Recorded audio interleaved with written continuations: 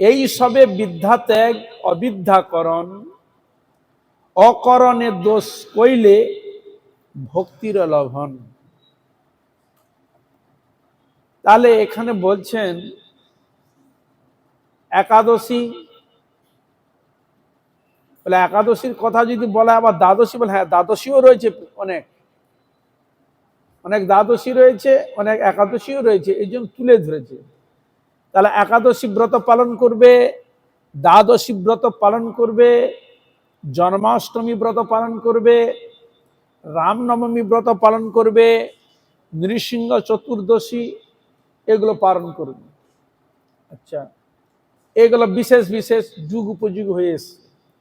আচ্ছা, গোস্বামীগণের তাদের থিওরি দেখিয়েছেন, কেন সে সময় তো আর চৈতন্য মহাপ্রভু আসেননি, অদ্বৈত আচার্য আসেননি, নিত্যানন্দ প্রভু আসেননি, তার আগে শাস্ত্র আলোচিত হয়েছে। যখন তারা এলেন, তাদের প্রতিবিধানের জন্য গোস্বামীগণ সিদ্ধান্ত দিলেন, বলে গৌর জন্ম উৎসব, মহাপ্রভুর আবির্ভাব তিথি, নিত্যানন্দ ত্রয়োদশী, অদ্বৈত সপ্তমী, এসব আদি আরো রয়েছে অনেক কিছু কথা, এগুলোকেও করার চেষ্টা করবে, এগুলোকে ছাড় দিবে না। বলছে হ্যাঁ এতদিন তো এই শব্দগুলো প্রয়োগ হলো, তারপর বললেন এই সবে বিদ্যা ত্যাগ অবিদ্যাকরণ, এর মধ্যে আবার বিদ্যাও থাকে। কোনটা বিদ্যা কোনটা অবিদ্যা সেটা শাস্ত্র আলোচনা করে যাহাই বিধি দিবে তাহাই গ্রহণ করিবে, বিদ্যা সংযুক্ত ব্রত পালন করিবে না।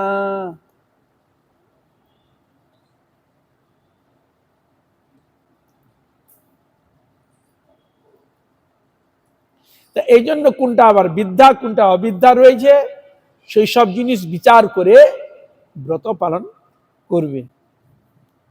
এই সকল তিথিতে ব্রতের মহিমা, ব্রতের বিধি প্রভৃতি যাহা শাস্ত্রে প্রকাশিত আছে, তাহা একত্র করিয়া এক্ষণে এক বিশেষ ক্রমে বর্ণনা করা হইতেছে। ব্রতোপবাসের পূর্ব দিবস এই সকল অবশ্য পাঠ্য, তাহাতে ব্রতোপবাস সম্বন্ধে চিত্তে শ্রদ্ধা আদর বিধি প্রভৃতি লাভ হইবে। এই জন্য এখানে আমি বললাম যাতে আমাদের ব্রতোপবাস সম্বন্ধে চিত্তে যাতে শ্রদ্ধা আদর এই জন্য আমাদের সসমর্জন হৃদয়ের মধ্যে থাকে, এই জন্য এখানে বললেন সুষ্ঠ ফল স্বরূপে জীব আত্যন্তিক মঙ্গল লাভ করিতে পারেন, এইসব কথার উল্লেখ করা হয়েছে। এখন প্রশ্ন, এই একাদশী ব্রত উপবাস সম্বন্ধে এখানে একটু বলছেন। বলে তোমরা বলবে যে অনেক তো ব্রত রয়েছে, তাহলে একাদশী ব্রতকে তোমরা যেন অন্যান্য ব্রতর সঙ্গে মানে সাধারণ ব্রত বলে যেন মনে না করো। এই ব্রতটা বিশেষ ব্রত, বিশেষ যে ব্রত কৃষ্ণপক্ষিয়া শুক্লপক্ষিয়া প্রতি মাসে দুটো করি ব্রত হয়, সেটা একাদশী হতে পারে, দ্বাদশী হতে পারে। একাদশীর থেকে দ্বাদশীর আবার ফল অধিক, এমনও বর্ণন রয়েছে। তা এই জন্য এখানে বলছেন যে এই একাদশী তিথি জড় জগতের সাধারণ এক জড়া তিথি নহেন, তিনি হচ্ছেন সাক্ষাৎ ভগবান। একাদশী তিথিকে সাক্ষাৎ ভগবান এরকম জ্ঞানে ব্রত পালন করবে। সাক্ষাৎ কৃষ্ণই একাদশী রূপ ধারণ করে জগৎকে কৃপা করার জন্য প্রকাশিত হয়েছিলেন, এই জন্য বললেন একাদশীকে সাক্ষাৎ ভগবান। বিষ্ণু প্রিয়া অর্থাৎ ভগবতী দেবী। একাদশী মহাপুণ্যা বিষ্ণু ঋষস্য বল্লভা, এটি বৈষ্ণব তন্ত্র গ্রন্থে এই একাদশী সম্বন্ধে বলছেন। একাদশী মহাপুণ্যা, ভগবান কৃষ্ণের অত্যন্ত প্রিয়। আর কে প্রিয়?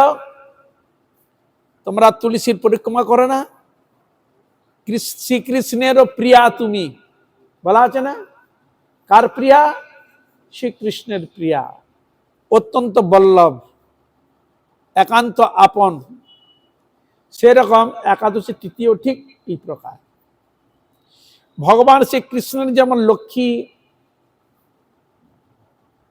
নারায়ণ যেমন লক্ষ্মী, রাধারানী যেমন কৃষ্ণের অত্যন্ত প্রিয়, রামচন্দ্রের সীতার যেন অত্যন্ত প্রিয়,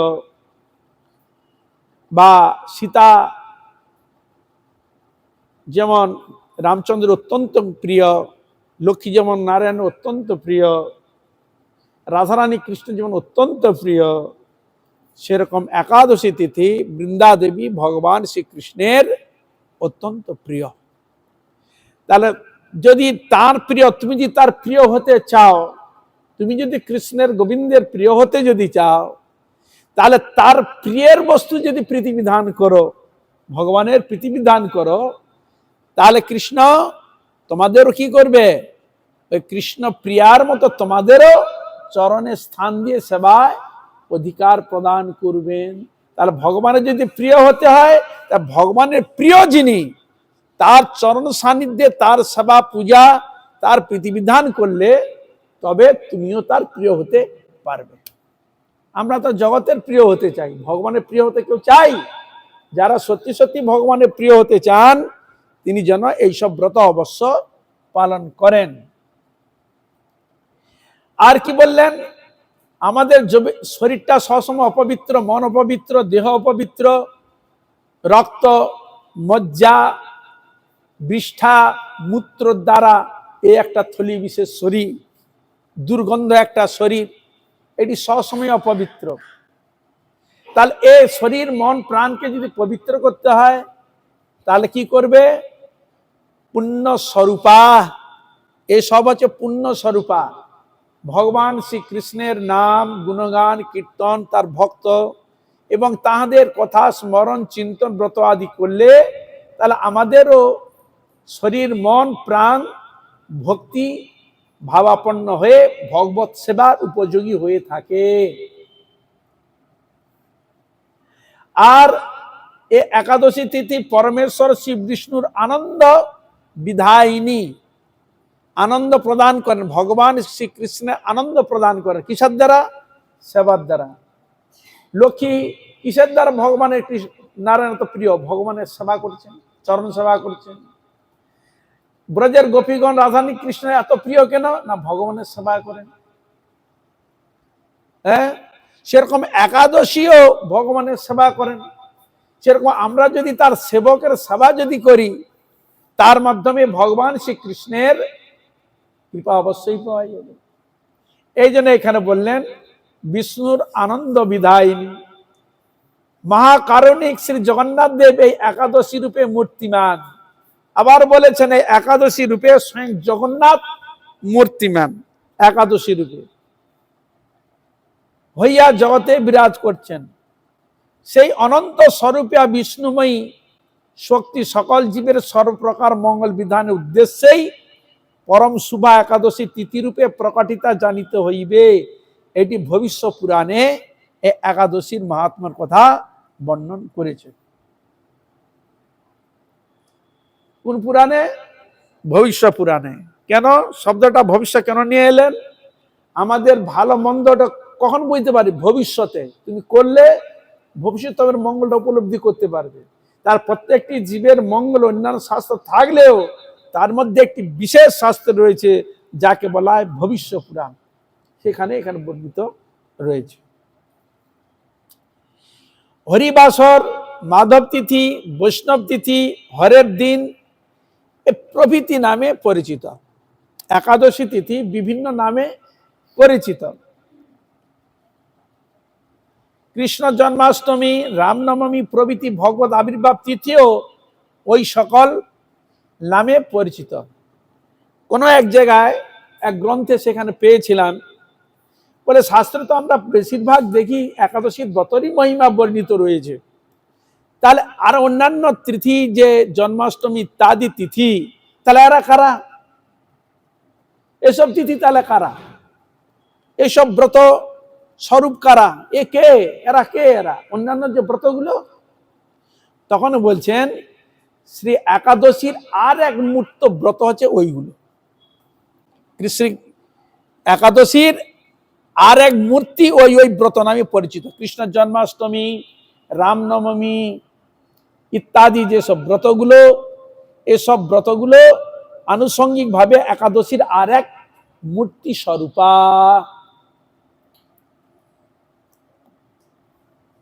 সুতরাং এ স্থলে একাদশী ব্রত পালনের প্রয়োজনীয়তা এই জন্য রয়েছে, বিধি বিধান প্রভৃতি আলোচনা করা হয়েছে। জন্মাষ্টমী প্রভৃতি হরি তিথি সম্বন্ধে এই প্রকার বুঝিত হইবে। তাহলে অন্যান্য যে তিথিগুলো একাদশী তিথির ন্যায় এরকম জানিবে।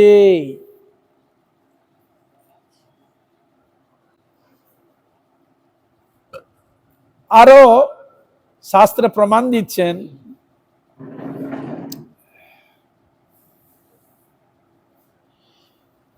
যে এই তিথিতে ব্রত উপবাস সকল মানবের জন্যই অবশ্য করণীয়। কাদের জন্য?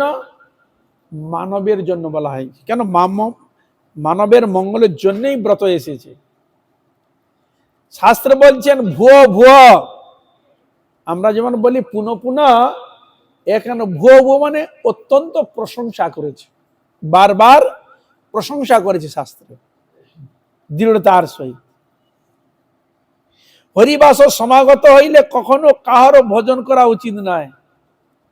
বলে হরিবাসর এলে কাহারও ভোজন করা উচিত নয়। বোধহয় লেখা বলছে, এটি পদ্ম পুরাণে বলেছে।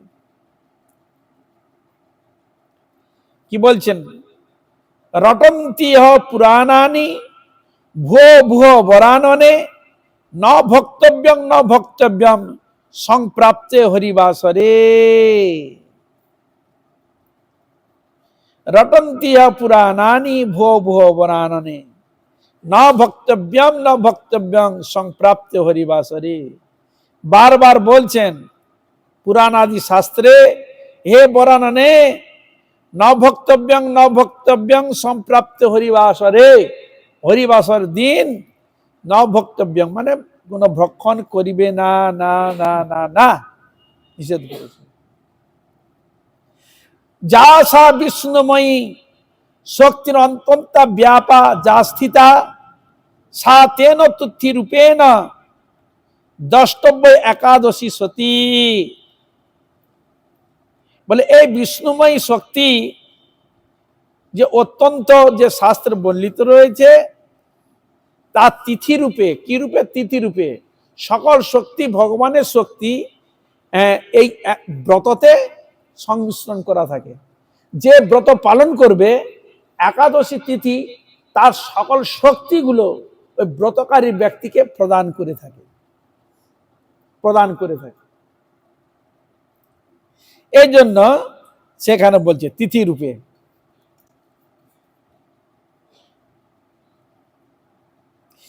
ব্রহ্মহত্যাদি পাপানাং কতঞ্চিৎ নিষ্কৃতির ভাবে একাদশাস্তু য ভুঙ্ক্তে নিষ্কৃতি নাস্তি কুত্রচিৎ।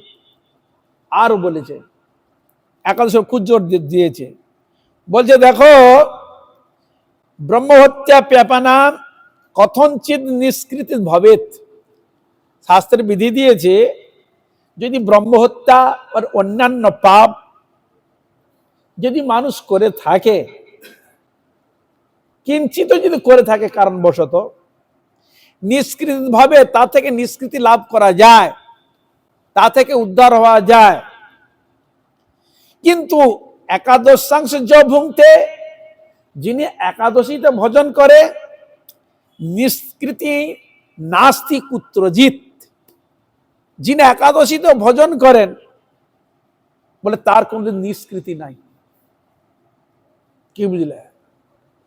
ব্রহ্মহত্যা আদি অন্যান্য পাপ করলে তা থেকে নিষ্কৃতি লাভ করা যায়, কিন্তু একাদশী তিথিতে যদি কেউ ভুঙ্ক্তে মানে যে ভক্ষণ করেন, নিষ্কৃতি নাস্তি, তার নিষ্কৃতি নাই, কুত্রচিৎ কখনো না। কি বুঝলেন? হরে কৃষ্ণা। হ্যাঁ, তাতে কত জোর দিয়েছেন, চিন্তা করুন, কত জোর দিয়েছে একাদশীর উপর। এই জন্য বলছেন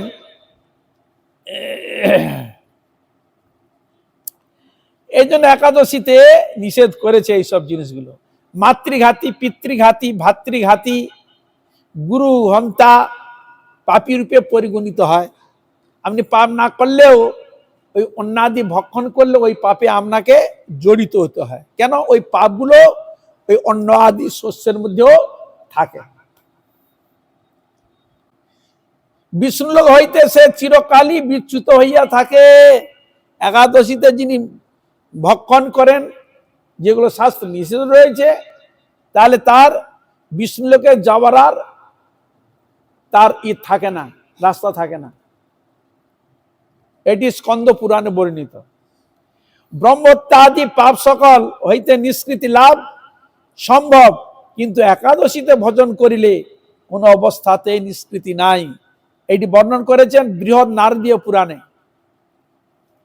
কেউ কেউ আবার মনে করিয়া থাকেন নিজে একাদশীতে উপবাস করিয়া পুত্র পরিজন কিংবা অতিথির সন্তোষ বিধানের জন্য তাহাদিকে অন্নাদি ভোজন করিতে দিলে ক্ষতি নাই।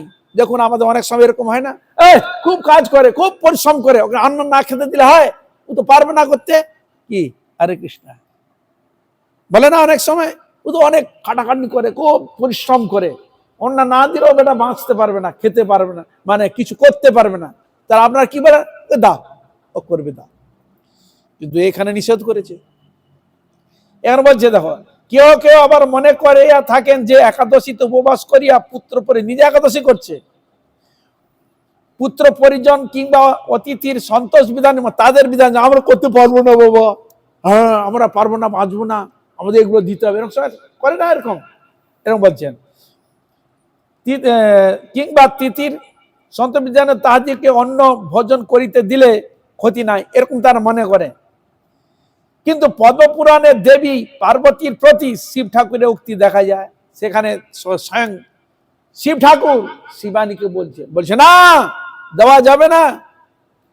এই জন্য আমাদের গুরুবর্গ বলেছেন, দেখো কাউকে ওই দিন অন্ন পর্যন্ত দিবে না, কোনোদিন দিবে না, তাদেরকে অন্ন পর্যন্ত দিবে না, কেউ দিলে খেয়ে নিবে, ও দিবে না।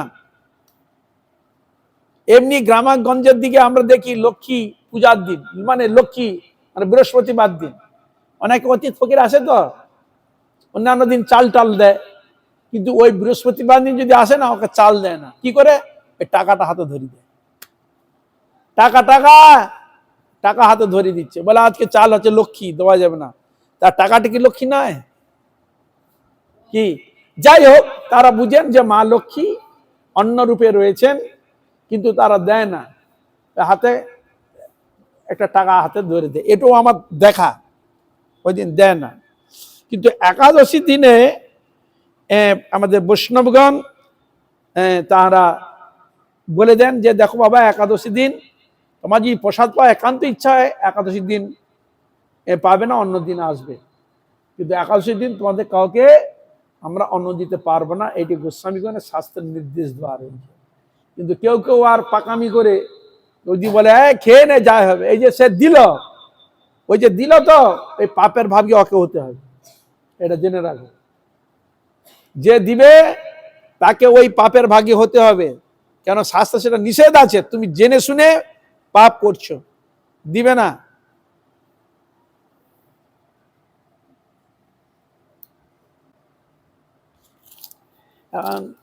আমরা তো ওই না করার দলের লোক,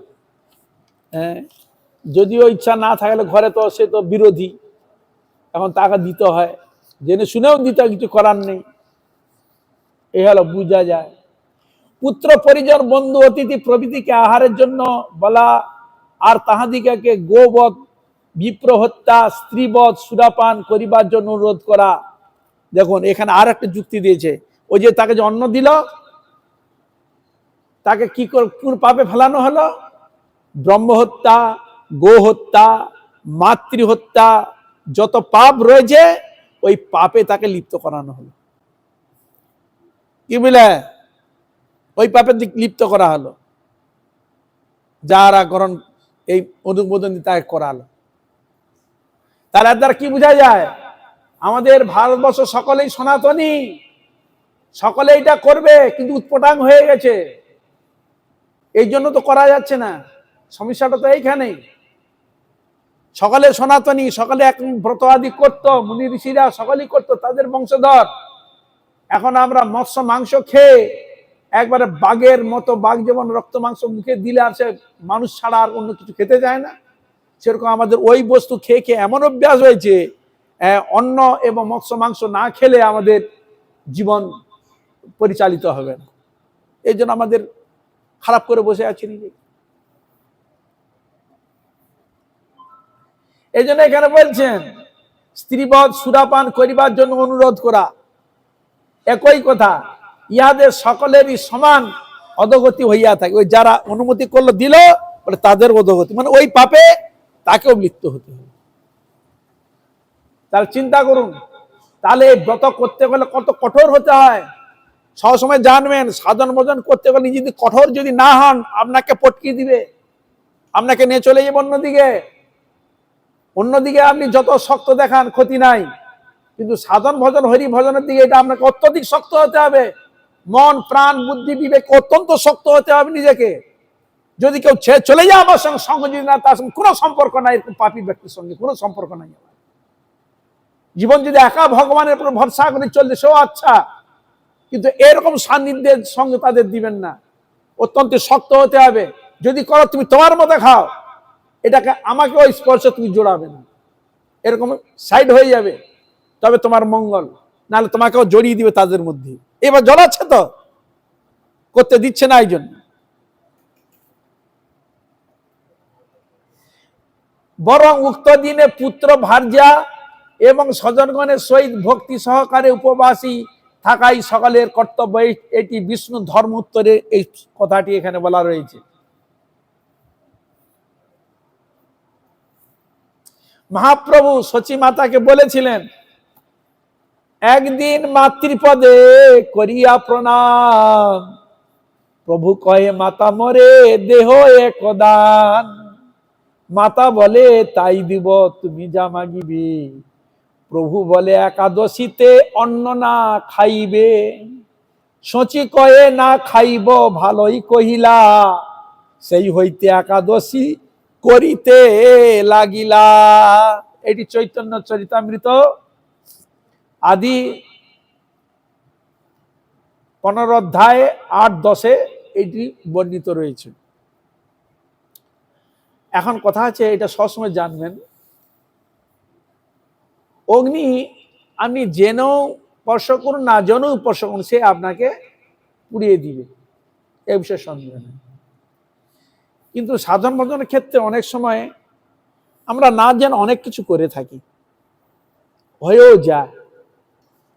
কিন্তু যখন আপনি জানেননি, সেটা নাহলে ভুল বশত যাই বশত বোঝা যায়। কিন্তু আপনি জেনে যদি আবার করেন, তার থেকে আর খতরনাক হয় না। জেনে পাপ করা একটা না জেনে পাপ করা, দুইটা এক নয়। তথাপি শাস্ত্রের যুক্তি, তুমি যেটা করবে জেনে করবে, না জেনে করবে না। তখন দেখা হলো আমি এ বিষয়ে কোনোই জানি না, আমার জানাবেও ব্যক্তি নাই যে আমাকে বুঝাবে জানাবে, সেক্ষেত্রে এধার ওধার হয়ে যায়। কিন্তু যখন তুমি জেনেই যখন গিয়েছ, আবার যখন ওই কার্য তুমি যখন করবে, তাতে তোমারই ক্ষতি হবে। তুমি যে দিচ্ছ তোমার ক্ষতি, আর যাকে দিচ্ছ তারও ক্ষতি। শুধু তোমার ক্ষতি হচ্ছে তা নয়, দুইজনের ক্ষতি। এই জন্য নিষেধ করেছে শাস্ত্র।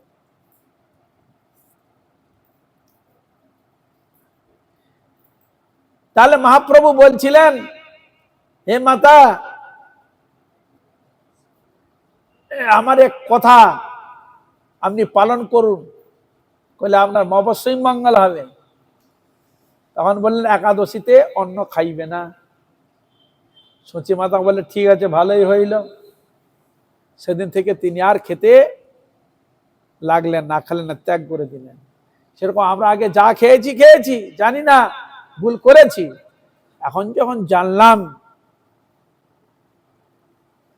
এটা অবশ্যই পালন করা উচিত। এই হলো কথা। শাস্ত্রে আরো বর্ণন দিচ্ছেন,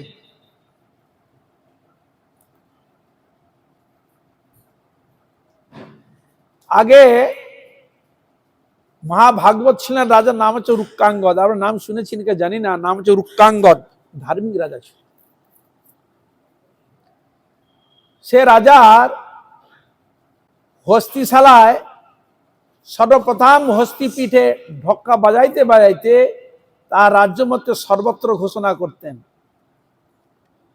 একাদশী আগের দিন হচ্ছে কি দশমী, দশমী দিনে ওই হস্তির শালায় যে হাতিকে পর্যবেক্ষণ করে দেখাশোনা করে তাকে বলে দেয়, এই আজকে কালকে একাদশী, তুমি হাতির পিঠে উঠে একটা ঢাক বাজিয়ে ঢাডরা প্রত্যেকটা গ্রামে শহরে নগরে ঢাক পিটাতে পিটাতে বলতেন, আগামীকাল একাদশী, হে প্রজাবৃন্দ প্রজাবাসী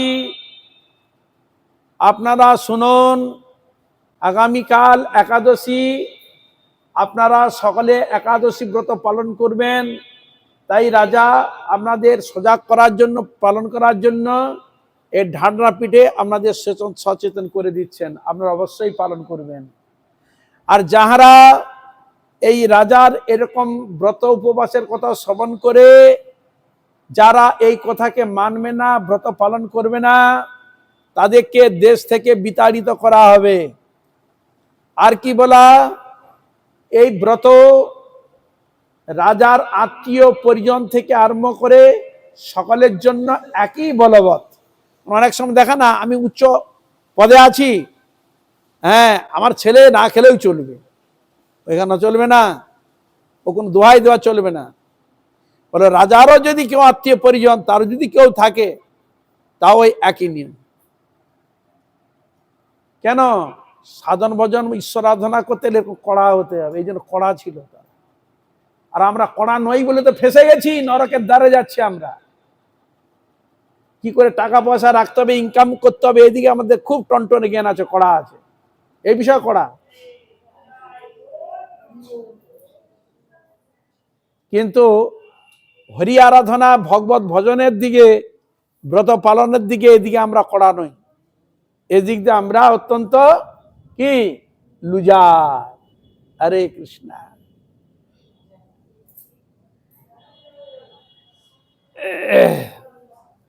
তাই শাস্ত্রে বর্ণন দেওয়া হয়েছে। তাহলে আমরা কত বছর থেকে করব?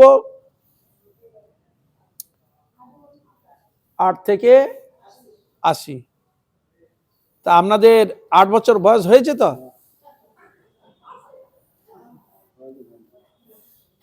8 বছর হয়েছে না 80 হয়েছে? হরে কৃষ্ণ। হ্যাঁ, তাহলে যারা এতদূর বয়স পর্যন্ত এড়িয়ে এসেছেন, 5 বছর পেরিয়ে এসে 8 বছর পেরিয়ে এসছে,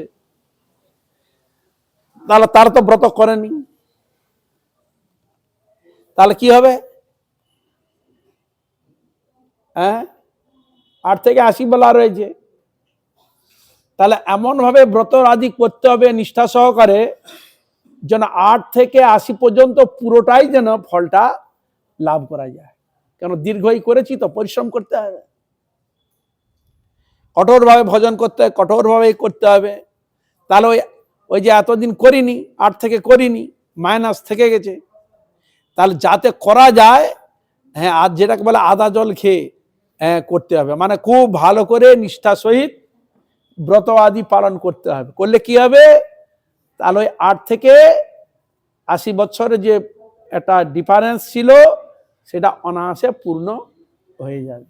কিন্তু আমরা চাই না তো পূরণ করতে, না, আমাদের গন্ডগোল তো এখানে। আমরা সবসময় প্রায় ফলো করি, হরিভজন কর, এই করছি, চলছে, চলুক, সে আগের জন্মে যা হয় দেখা যায়, দেখা যাবে। ফলো করতে চাচ্ছি কোন জন্মের কথা? আগে, মানে এখন যা করছে করি, সে আগের জন্ম যা হয়ে যাবে দেখা যাবে। কিন্তু এরকম তো বিদ্যা শাস্ত্র আমাদের দেয়নি রে বাবা। এরকম বিদ্যা দিলে তো ভালো, হ্যাঁ, আবার মনুষ্য পেলাম, আবার ব্রত আরম্ভ করে দিলাম। আচ্ছা, কথা হলো যুক্তি সহকারে, ধরো আপনি পূর্বজন্মে মানুষ ছিলেন, কারণবশত ঈশ্বর ইচ্ছা আপনি হয়েছেন জাতিশ্বর। নাম শুনেছেন? জাতিশ্বর নাম শুনেছেন তো? মানে পূর্বজন্মের কথা বলতে পারে সে কে ছিল। আচ্ছা, দেখা গেল আপনি একজন জাতিস্বর হয়েছেন, জাতিস্বরে আপনি জানতে পারলেন যে পূর্বজন্মে আপনি মনুষ্য ছিলেন, কিন্তু আপনি ব্রত আদি করেননি। কিন্তু এখন আপনি জন্ম গ্রহণ করে যখন সৎসঙ্গে গীতাপাঠ দেখলেন, সেখানে লেখা আছে যে ব্রত পালন আদি করতে হবে, তো সফল হবে, কিন্তু আপনি করলেন না।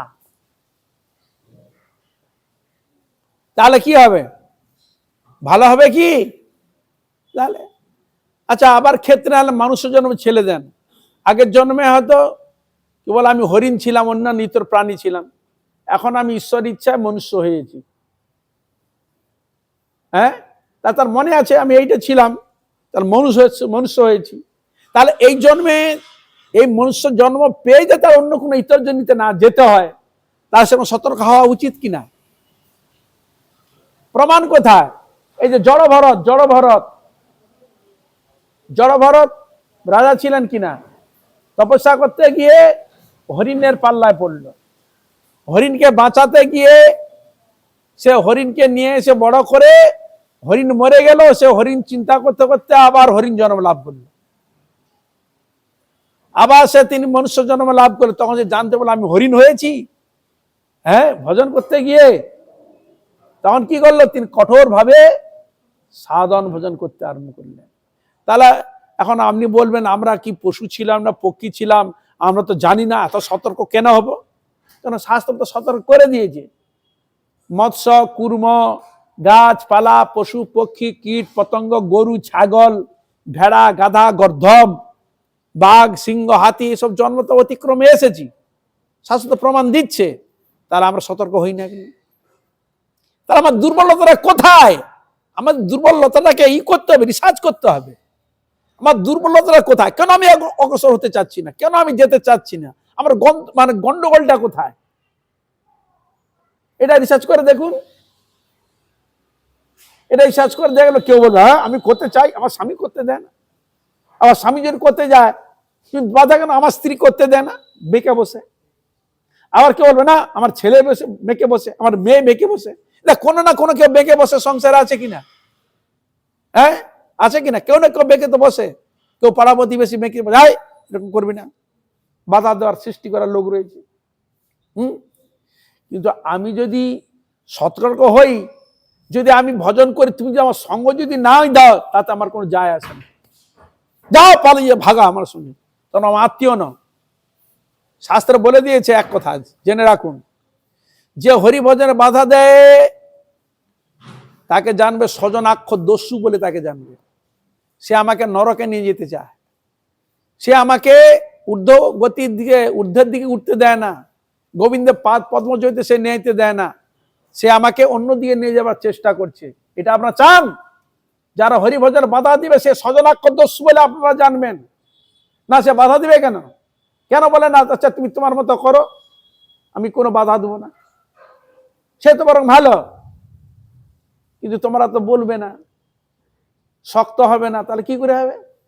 শক্ত হতে হবে। এরকম শাস্ত্রে বাণী রয়েছে যে হরিভজন করতে দিবে না সে স্বজনাক্ষ দস্যু, সেই পিতা নয় যদি হরিভজনে বাধা দেয়, সে মাতা নয় যদি হরিভজনে বাধা নয়, সে বন্ধু নয় হরিভজনে বাধা দেয়, সে দেবতা নয় যদি হরিভজনে না আমাকে অগ্রসর করে, সে গুরু নয় হরিভজন থেকে আমাকে বাধা দেয়। এই যে শুক্রাচার্যকে ত্যাগ করেছিল কে? কে করেছিল? বলি মহারাজ করেছিল না? গুরুকে ত্যাগ করেছে, শুনেছে এরকম কথা? এরকম গুরু শুক্রাচার্য গুরু বর্তমানে কলিযুগে অনেক আছে। ঠাকুরের সেবা করতে হবে না, আমার সেবা কর, এরকম আছে ধাঁধা। অনেক গুরু আছে এরকম, অনেক এরকম প্রতিকূল দেখতে পাবে, এরকম আছে, এরকম ধরনের। ভগবানের করবেন আমার কর সব। এই যে শুক্রাচার্য ত্যাগ করেছিল, শুক্রাচার্য জেনেছিল যে বলি মহারাজ তিনি দান ছত্র খুলেছিলেন, আর বুঝতে পেরেছে স্বয়ং ভগবান বামুনদেব বলির কাছে বটু ব্রাহ্মণ রূপে এসেছে, জানতে পেরেছে।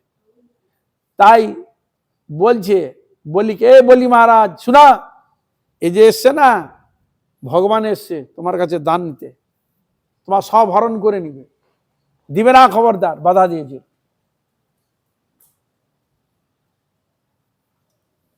উনি তো উনার মাথায় কি এলো? দেখো, যার কোনোদিন অভাব নেই, সে যদি দান ছত্রের কাছে দান নিতে এসে তার মহিমা কতটা হয় বলো দেখি? হ্যাঁ, যার কোনো অভাব নাই, সর্বপালক, তা ভগবান এসছে এখানে, কি এখানে তার মহিমা বাড়ছে না কমছে? বলি মহারাজের যদি দেওয়া যায়, সে তো বলবে অনেকে আসে, কিন্তু শুনেছ স্বয়ং ভগবান এসেছে আমার কাছে দান ছত্র। এখানে আর একটা জিনিস জেনে রাখবেন, ভগবান কার কাছে নিতে যায়? দান নিতে যায় ভক্তের কাছে, অভক্তের কাছে নয়, ভক্তের কাছে নিতে যায়। তাই ওখানে বলা রয়েছে চৈতন্য ভাগবতে, ভক্তের দ্রব্য প্রভু কাড়ি কাড়ি খায়, আর অভক্তের দ্রব্য প্রভু উলটিলা চায়। হ্যাঁ, ভক্তের দ্রব্য ভগবান কাড়িকে নেয়, জোর করে নিয়ে নেয়, কিন্তু অভক্তের তাকায় না। হ্যাঁ, বলি মহারাজ তার কত বড় ভক্ত ছিলেন চিন্তা করুন, তার দান ছত্র এসেছে দান নিতে, আর তুমি দিচ্ছ বাধা সেই ভগবানের। আমি না দিলেও তো সে তো আমার হরণ করে নিবে, সব নিতে পারে তার ইচ্ছাতে। কে? এই জন্য ভগবত ভজনের বিচক্ষণ হতে হবে, কোনটা করলে আমার ভালো, কোনটা করলে আমার খারাপ, কোনটা করণীয় কোনটা অকরণীয়, এটা সবসময় বিচার করবে। এর জন্য বিচার করে দেখলেন বলি মহারাজ যে ভগবানকে যদি আমি না দিই, ভগবান তো তিনি নিজেই নিয়ে নিবেন। আর তাছাড়া স্বয়ং ভগবান যখন এসছেন, এর থেকে আমার মহাভাগ্যফল আর কি হতে পারে? ভগবান যেখানে আসে, সে কি সাধারণ কোনো ব্যক্তি বলে মনে হয়? অসাধারণ ব্যক্তি। ভগবান আসছে দান নিতে তার কাছে, আবার তাকে দান করার জন্য নিষেধ করছেন। তাহলে আমরা গুজে খুঁজি কি বলেন? অজ্ঞান তিমিরন্ধস্য জ্ঞানাঞ্জন শলাকায়া চক্ষুরুং মিলিতং যেন তস্मै শ্রী গুরবে নমঃ। আমার চক্ষু অনুমিলন করে দেয়, দিব্য চক্ষু দান করেন গোবিন্দের চরণ নিয়ে যাওয়ার জন্য। আর সে ভগবান এসছে, সে ভগবানকে দান দিতে নিষেধ করছে, সেবা করতে নিষেধ করছে। তাহলে কি গুরু? তৎপদং দর্শিতং যেন তস্मै শ্রী গুরবে নমঃ। অখণ্ড মণ্ডলাকারং ব্যাপ্তং যেন চরাচরম তৎপদং দর্শিতং যেন তস্मै শ্রী গুরবে নমঃ। তার তৎপদকে দর্শন করাবে তো, ভগবানকে দর্শন করাবে তো। কিন্তু এই তো দর্শন করিয়ে দিয়েছে যে ভগবান এসেছে, কিন্তু তার সেবা করবে না। তার কি হলো? হরে কৃষ্ণ, তার কথা নিলেন না। তাহলে বোঝা গেল ভগবানের সেবার জন্য সবকিছু ছাড়া যায়।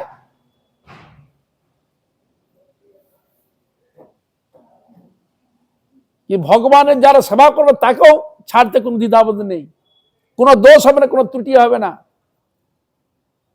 ভগবানের জন্য সবকিছু ছাড়া যায়।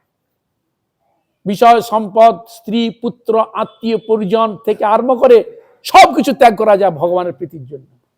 উদাহরণ কে? মহাপ্রভু তার মাকে ছেড়ে কেন গেলেন? তুমি তো বলবে হ্যাঁ বেটা হয়েছে মাকে দেখবে না। স্ত্রী পর্যন্ত ছেড়েছে, কেন ছেড়েছে? ওই গাঁজা কলকা খাওয়ার জন্য, মদ মাংস খাওয়ার জন্য ছেড়েছে নাকি? কেন? জীবের মঙ্গলের জন্য। নাম দিতে হবে, কৃষ্ণ নাম দিতে হবে, জগৎ জীবের মঙ্গল করতে হবে, প্রত্যেক জীবের মঙ্গলের জন্য, হরি প্রীতির বিধানের জন্য তাকে যেতে হয়েছে। কেন? হরি ভজনের জন্য। কি তারা কি ছাড়ার লোক ছিল? না, তারা তো ভক্ত ভগবানের। তাহলে ভগবানের নামকে প্রচারের জন্য, ভগবানের প্রীতিবিধানের জগৎকে জানাবার জন্য, তাদের মঙ্গলের জন্য সবকিছু ছাড়া যায়। ভগবানের জন্য সবকিছু ছাড়া যায়। কিন্তু আমরা সবের থেকে ছেড়ে বসে আছি ভগবানকে। ছিল পটক গোসাই মারে এক জায়গায় গিয়েছেন ভিক্ষায়, হ্যাঁ, গিয়ে হাজির হয়ে বলছেন আমরা এসেছি নবদ্বীপ থেকে মহাপ্রভু সেবার জন্য, আপনারা কিছু দেন। বলে আপনি কি ত্যাগী নাকি? এক প্রকার বলতে পারেন, সন্ন্যাসী যখন এক প্রকার বলতে পারেন, ত্যাগে বলতে পারেন। তখন সে বলছে না, আপনি অত বড় ত্যাগী নন। কি বলেন? সব থেকে বড় ত্যাগী আমরা। হ্যাঁ, স্ত্রী পুত্র আত্মীয় পরিজন সব রয়েছে, আপনি বড় ত্যাগী? একটু ভালো করে বুঝিয়ে বলুন না, শুনি। তখন বলছে, দেখুন আমরা ভগবানকে ধরে বসে আছেন, আর আমরা এই সংসারকে প্রতিপালন, সে ভগবানকে ছেড়ে দিয়ে সংসারের মধ্যে বেজে বসে আছি, তাদের প্রীতি পালনে রয়েছি, ভগবানের সঙ্গে কোনো সম্বন্ধ নাই। তারা কে বড় ত্যাগী বলুন? হৃদয় গৌর প্রেমানন্দে। কি বুঝলেন? আমরা হরিকে ছেড়ে দিয়েছি আর আপনি হরিকে ধরে আছেন। কি বুঝলেন? হরে কৃষ্ণ। আপনি হরিকে ধরে আছেন আর আমরা হরিকে ছেড়ে দিচ্ছি, কোনো সম্পর্ক নাই, সেবা করি না। তাহলে কে ত্যাগী? মহারাজ খুব খুব বিরাট গভীর কথা বলেছেন, গভীর কথা বলেছেন তিনি। সত্যি তো, ভগবানের সঙ্গে আমাদের কোনো সম্পর্ক নাই, আর ভগবানকে আমরা ধরে আছেন। আপনার ত্যাগী কোথায়? গোবিন্দকে ধরে আছেন আর আমরা গোবিন্দকে ছেড়ে বসে আছি। তাহলে আমরা ত্যাগী না? সবার থেকে বড় ত্যাগী। সব থেকে বড় বস্তুকে ভগবান, সবার থেকে বস্তু বড়, সে বড় বস্তুকে ছেড়ে, এই জন্য আমরা বড় ত্যাগী। হরে কৃষ্ণ। এই জন্য বুঝবার কথা, জানবার কথা। তো যাই হোক, আজকে একাদশী একটু রিডিং একটু দেখে দিই, কারণ বাবা তো চলে গেল কৃপা করে। হ্যাঁ, এবার আমাদের একটু কি করা যাক। আজকে একাদশীর নাম কি? পাপমোচিনী একাদশী। পাপমোচিনী, আচ্ছা দেখি পাপমোচিনী একাদশী একটু রিডিং পড়ে দেবো, কারণ বাবা চলে গেছে।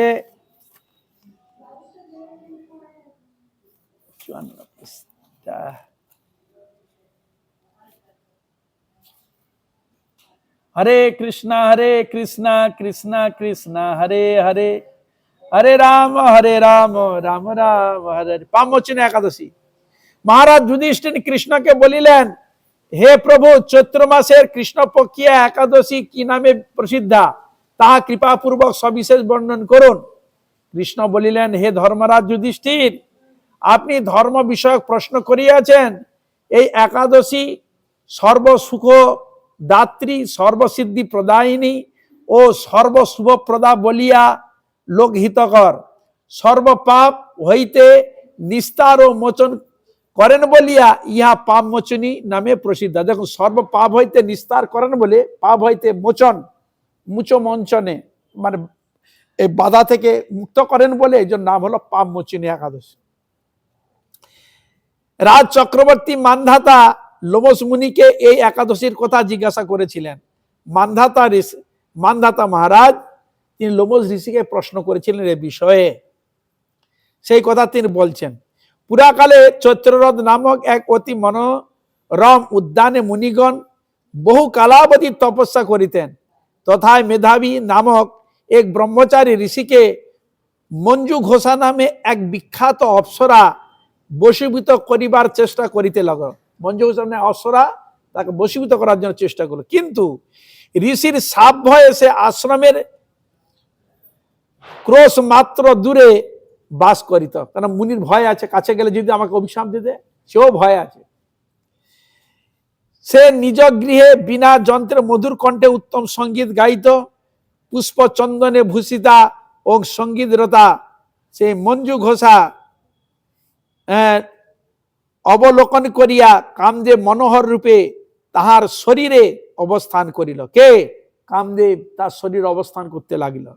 মঞ্জু ঘোষা তখন সেই কামদেবের সেনারূপে পরিগণিত হইল। একদিন মঞ্জু ঘোষা মেধাবী মুনিকে দর্শন করিয়া কামস্বরে পীড়িতা হইল, কারণ সেই নবযৌবন সম্পন্ন ঋষি দ্বিতীয় কামদেবের ন্যায় বিরাজ করিতেছেন। তিনি পিতা চব্বন ঋষির মনোরম আশ্রমে বাস করিতেন। চব্বন ঋষির আশ্রমেই বাস করিত।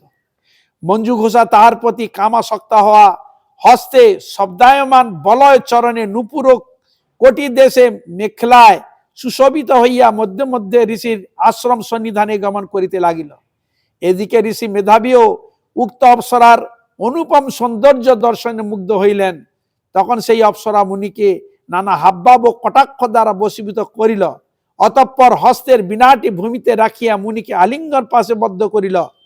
বায়ু বেগে কম্পিতা লতা যেমন বৃক্ষকে অবলম্বন করে, সেইরূপ মঞ্জু ঘোষা বলপূর্ব আলিঙ্গন করিলে মুনি রমণে প্রবৃত্ত হইল। এই রূপে বহুকাল একসঙ্গে বসবাসের পর মঞ্জু ঘোষা দেবলোকে যাইবার জন্য মেধাবীকে বলিত। এতদিন বাস করেছে, হ্যাঁ, এতদিন সুখ ভোগ করেছে, অনেক দিনের পর তার মন পরিবর্তন হয়েছে। হ্যাঁ, হে প্রভু, আমি নিজ দেশে গমন করিব, আমাকে যাইবার অনুমতি প্রদান করুন। এবার সে যাওয়ার জন্য প্রস্তুত। কিন্তু কামহত মেধাবী উত্তরে বলিল, যে পর্যন্ত প্রাতকাল উপস্থিত না হয় সে কাল পর্যন্ত আমার নিকট অবস্থান করো। প্রাতকাল হোক তবে তুমি অবস্থান করবে। মঞ্জু ঘোষা মেধাবীর বাক্য শ্রবণে সাপ ভয় ভীত হইয়া তার নিকট অবস্থান করিল। কেন আমি চলে যাই, সাপ দিয়ে দিবে। এইভাবে বহু বৎসর, কত বৎসর? 55 বৎসর 9 মাস 7 দিন অতিবাহিত হইল। দেখো এত কম দিন অতিবাহিত করেছে সে। হ্যাঁ, দীর্ঘকাল অবসর সহবাসে থাকিলেও মেধাবীর নিকট উহা নিঃসাধ্য বলিয়া বোধ হইল। অতঃপর মঞ্জু ঘোষা নিজ স্থানে গমনে প্রার্থনা করিলেন। মুনি বলিলেন, এখনো প্রাতকাল রইয়াছে, অতঃপর আমার বাক্য শ্রবণ করো। যতক্ষণ আমি প্রাতকালীন সন্ধ্যাকৃত্য সমাপন না করি ততক্ষণ তুমি এখানে অবস্থান করো। বলা প্রাতকৃত্য সন্ধ্যা ততক্ষণ তুমি অবস্থান করো, অন্যথা করিও না। মুনি বাক্য শ্রবণে মঞ্জু ঘোষা ঈষৎ হাস্য সহকারে তাহাকে বলিল, হে নিষ্পাপ মুনিবার, আমার সহবাসে আপনার যে কতকাল গত হইয়াছে তাহা একবার ভাবিয়া বিচার করিয়া দেখুন। সে তখন বলছে, এখন সন্ধ্যা বন্দনা করছ, কতকাল অতিবাহিত করছে, দেখো আমরা এরকম সংসারে কত অতিবাহিত করেছি, হরিভজন না করে আয়ুকে নষ্ট করেছি, মৃত্যুর দিকে পতিত হচ্ছি, এগুলো আমরা দেখি না, এটা দুঃখের বিষয়। শুনিয়া মুনি স্থির হইয়া চিন্তা করিয়া দেখিলেন, হায়, জ্যোতির সঙ্গে কিনা তার 56 বৎসর অতীত হইয়া গিয়াছে। তখন মুনি মঞ্জু ঘোষার প্রতি ক্রোধে অগ্নিমূর্তি ধারণ করিয়া কম্পিত কণ্ঠে বললেন, রে পাপিষ্ঠ দুরাচারী তপস্যায় ক্ষয়কারিণী, তোমার সহিত অবস্থানে আমার মহা তপস্যার ফল নষ্ট হইয়াছে, তোমাকে ধিক, তুমি পিশাচী হও। ব্যাস, কি হয়? পিশাচী। ব্যাস, খুব আনন্দ লেগেছে। হ্যাঁ, দেখো এতদিন তো ভোগ করেছে, এবার ভোগ করে দেখো পিশাচী হয়ে। হ্যাঁ, এই বলিয়া সাপ প্রদান করিলে মেধাবীর সাপে তাহার শরীর তৎক্ষণাৎ বিরূপ প্রাপ্ত হইল, তৎক্ষণাৎ রূপ পরিবর্তন হয়ে গেল। তখন সে অবনত মস্তকে প্রণাম পূর্বক সাম্মোচনের উপায় জিজ্ঞাসা করিলেন। এ থেকে আমার পাপ থেকে উদ্ধারের কথা বলতে চাইলেন। মেধাবী বলিলেন, হে সুন্দরী, চৈত্র মাসের কৃষ্ণ পক্ষিয়া পাপ মোচিনী নামক সর্বপাপ ক্ষয় কারিণী যে একাদশী আছে, সেই ব্রতের ফলে তোমার পিশাচত্ব দূর হইবে।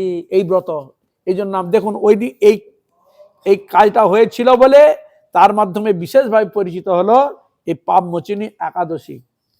এই কথা বলিয়া মেধাবী পিতার নিকট গিয়া তাহাকে বলিলেন, হে तात, এক অপ্সরার সহিত সঙ্গদোষে আমি মহাপাপ করিয়াছি, ইহার প্রায়শ্চিত্ত কি তাহা কৃপাপূর্বক বলুন। তৎপরে চব্বন মুনি বলিলেন, চৈত্র মাসের কৃষ্ণ পক্ষিয়া পাপ মোচনী একাদশী ব্রতের প্রভাবে তোমার পাপ দূরীভূত হইবে। পিতৃবাক্য শ্রবণ করিয়া মেধাবী সেই ব্রত ভক্তিভরে পালন করিলে তার সমস্ত পাপ বিদূরিত হইল। পুনরায় তিনি তপস্যা ফল লাভ করলেন। তাহলে দুইজন তপস্যা করেছে, ওখানে ও অভিশপ্ত হয়ে করলো, আর ইনিও চব্বন ঋষির বাক্যে এই ব্রত পালন করে ভয়ে মুক্ত হলো পাপ থেকে। মঞ্জু ঘোষায় ব্রত পালনে পিশাচত্ব হইতে মুক্ত হইয়া দিব্যরূপ ধারণ করিয়া স্বর্গে গমন করিল। হে মহারাজ, এই পাপ মোচনী একাদশী পালন করেন, তাহাদের যে কোনো পাপ উপস্থিত হোক না কেন বা পূর্বজন্মে সঞ্চিত সমস্ত পাপই ক্ষয়প্রাপ্ত হয়। এই ব্রত কথা পঠন ও শ্রবণ হইতেও সহস্র গোদানের ফল লাভ হইয়া থাকে। একাদশী চরণে কোটি কোটি কোটি কোটি নমস্কার। উপস্থিত মহারাজ এবং সকল বৈষ্ণব বৈষ্ণবী সকলের চরণে আমার কোটি কোটি নমস্কার। আপনার কৃপা করুন, আশীর্বাদ করুন, যেন এইভাবে হরিগুরু বৈষ্ণবের মহিমা কীর্তন করে আমার নরাধম পাপিষ্ট জনকে যেন আমি ধন্য করতে পারি। হইয়াছেন হইবে না প্রভু যত দাস, সবার চরণ বন্ধ দন্তে করি গাছ। এবার উৎপটাঙ্গ আরম্ভ হবে।